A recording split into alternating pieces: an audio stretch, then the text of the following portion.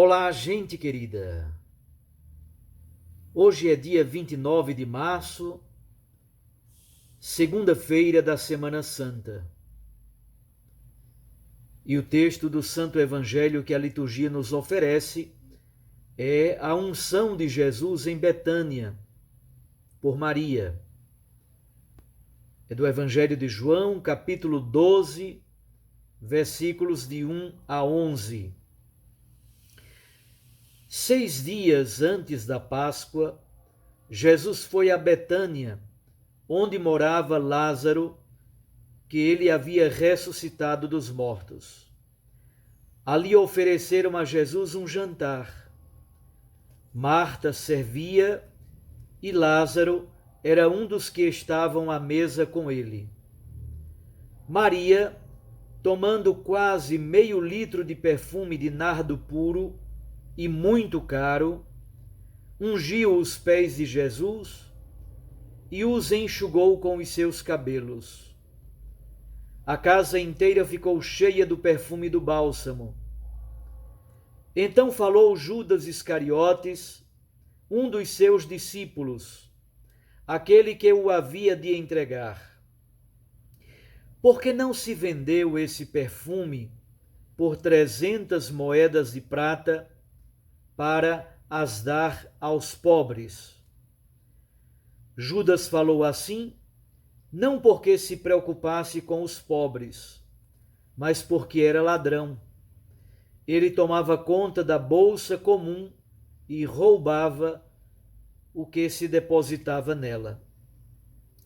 Jesus, porém, disse: Deixa-a. Ela fez isto em vista do dia de minha sepultura. Pobres, sempre os tereis convosco, enquanto a mim, nem sempre me tereis. Muitos judeus, tendo sabido que Jesus estava em Betânia, foram para lá, não só por causa de Jesus, mas também por verem Lázaro, que Jesus havia ressuscitado dos mortos.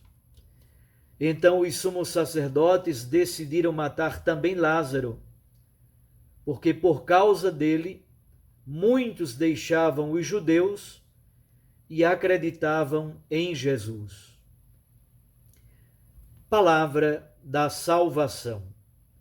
Glória a vós, Senhor. Minhas irmãs e meus irmãos, encontramos esta cena belíssima no Evangelho de João e os personagens da cena nessa casa de Maria, Marta e Lázaro em Betânia. Os personagens primeiro são os três irmãos, Lázaro, Marta e Maria, com preponderância nesta cena para o papel de Maria. Depois aparece Judas Iscariotes, que é o contraponto, o opositor. Jesus, diante do conflito entre Judas e Maria, Jesus decide a questão e decide em favor de Maria. Aparecem os judeus, muitos judeus, isto é, alguns que foram a Betânia ver Jesus e ver também Lázaro. E finalmente no versículo 10 aparecem os sumos sacerdotes. Gostaria então de evidenciar 5 pontos importantes para a nossa meditação. O primeiro, esse texto é a conclusão do ministério público de Jesus e ele se coliga diretamente com a paixão. Veja que no versículo 1 aparece a expressão 6 dias antes da Páscoa. Esta é a primeira conexão. Segundo, Betânia está às portas de Jerusalém. Betânia é um povoado que fica a 2 ou 3 quilômetros de Jerusalém, logo depois do Jardim das Oliveiras. E, sobretudo, a coisa mais importante é o significado do gesto que Maria faz e Jesus o interpreta como preparação para a sua sepultura. Acirra-se cada vez mais o conflito e os sumos sacerdotes já haviam decidido matar Jesus, mas agora querem matar também Lázaro. Então, o primeiro elemento é esse. Com esse texto, praticamente nós temos o final do ministério público de Jesus, depois ele entra em Jerusalém.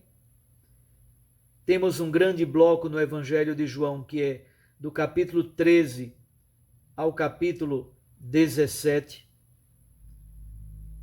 E aí aparece o momento fundamental da paixão do Senhor.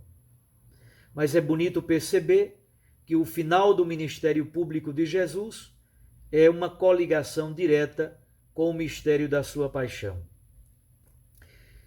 Segundo, a importância dada ao sinal do reavivamento de Lázaro. Num dos nossos vídeos, eu expliquei aqui os 7 sinais que existem no Evangelho de João, antes do grande sinal, que é a cruz do Senhor. O último sinal é este realizado no capítulo 11, a ressurreição ou o reavivamento de Lázaro. E o sinal de Lázaro é uma conexão direta com a própria vida, com a própria ressurreição do Senhor.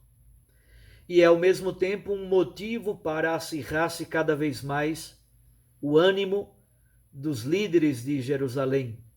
Decidem não somente matar Jesus, mas agora querem também matar Lázaro. Terceiro, Maria. No Evangelho de Lucas, capítulo 7, Lucas atribui esta cena a uma pecadora que foi perdoada por Jesus. No Evangelho de João, a cena acontece em Betânia, na casa dos 3 irmãos, e a protagonista da cena é Maria, a irmã de Marta e de Lázaro. E o gesto de Maria é a expressão máxima do amor e da gratuidade. Quarto, uma comparação importante entre Maria e Judas. Como já disse, a expressão máxima do gesto de Maria é o amor, é a gratuidade. Enquanto que a postura de Judas é o interesse. Ele é desonesto, ele é ladrão e atua em nome de uma ideologia. Inclusive transformou os pobres em mero pretexto para faltar-lhe a gratuidade para com nosso Senhor. É muito importante fazermos uma interpretação correta deste versículo 8. Muitas vezes já se fez uma interpretação mecanicista, determinista, quando Jesus diz: pobres sempre os tereis convosco, quanto a mim nem sempre me tereis. Jesus não está fazendo uma leitura determinista, mecanicista, fundamentalista da existência dos pobres, dos miseráveis no mundo. Ao contrário, Jesus quer que todos os filhos de Deus tenham vida e vida digna. Jesus está fazendo uma constatação.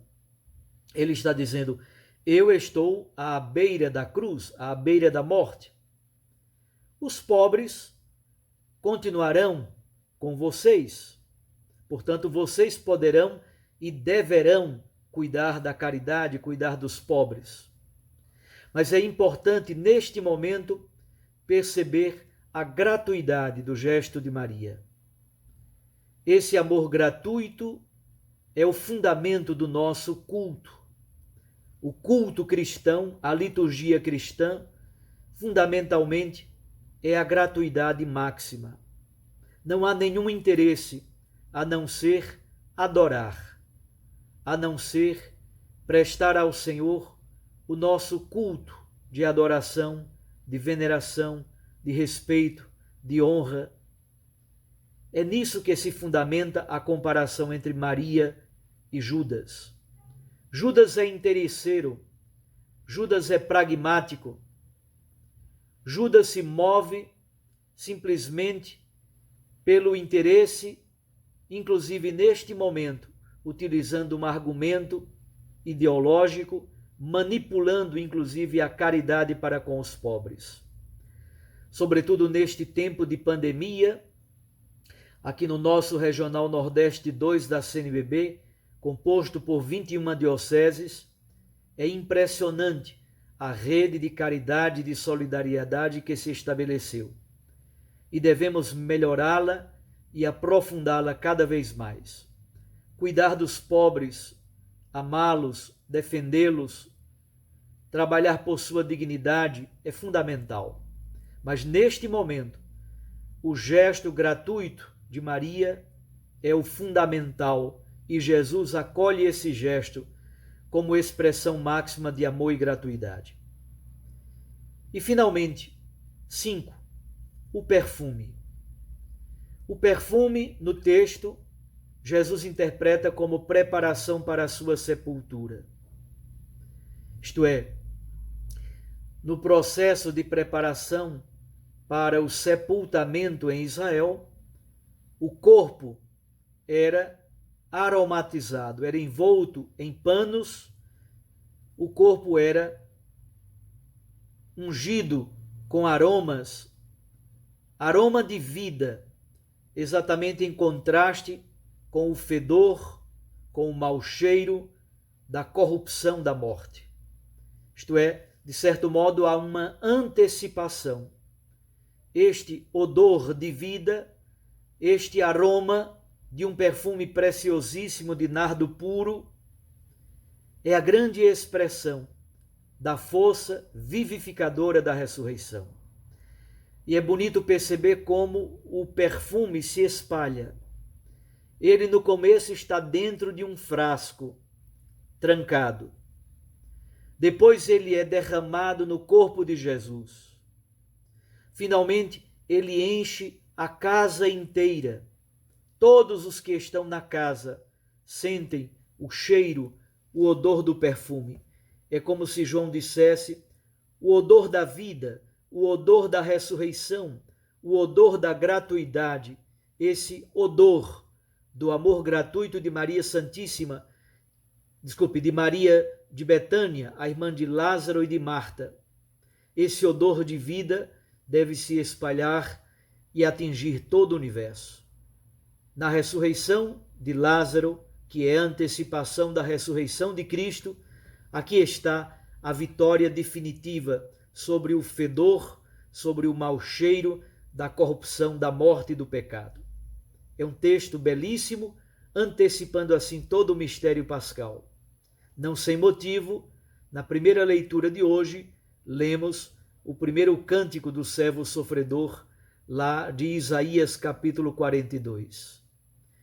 Um abraço a você, até amanhã. Continue fazendo este itinerário, preparando-nos para os grandes dias da celebração do Tríduo Pascal. E eu os abençoo, em nome do Pai, e do Filho, e do Espírito Santo. Amém. Fique com Deus, com sua Mãe Maria Santíssima. E eu nunca mais disse, agora eu vou repetir. Recorde que a palavra aquece o coração e a Eucaristia nos lança para a missão. Até amanhã, se Deus assim nos permitir.